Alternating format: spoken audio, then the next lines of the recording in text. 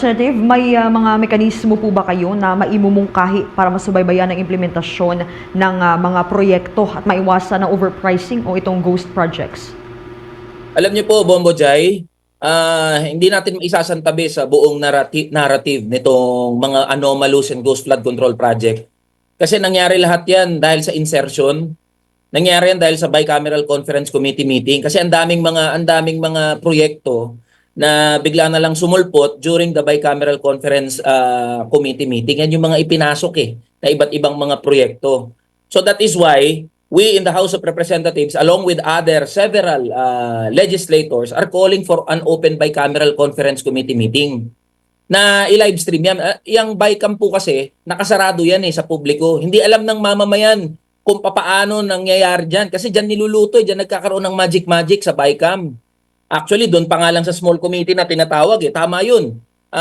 Doon nagaganap yung pagluto sa pambansang budget natin. And all of the anomalies and all of the ghost flood control projects that we are talking about, may they be overpriced o kung ano man ang tawag dyan, nangyari yan, yung mga insertion na yan, because of the small committee and the bicameral conference committee. And that is why for us to move forward, number one, dapat ipatawag natin si Representative Zaldico, who is the chairperson of the Appropriations Committee.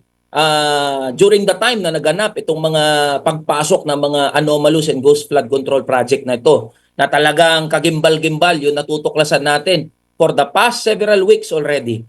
So in order for us to move forward at mapigil na yung mga ganito na mga proyekto, anomalous and ghost flood control project, kailangan magkaroon ng open bicameral conference committee. Isa publiko yan at ipaalam. If we are really serious about transparency and accountability, the bicameral conference committee meeting should be made public. Dahil hindi naman ang pinag-uusapan dyan, pera ng mga congressman Ang pinag-uusapan dyan, pera ng taong bayan, ng mga manggagawat ordinaryong Pilipino. And moving forward, dapat ipatawag ito si Representative Zaldico. Nasa Estados Unidos, nasa US daw. Bakit hindi pakilusin ang buong instrumento, mga ahensya ng gobyerno para puntahan siya, hanapin siya doon sa Estados Unidos at pabalikin dito sa Pilipinas so he can answer all the allegations pertaining to the national budget nitong 2025. And also, we welcome the investigation that must be done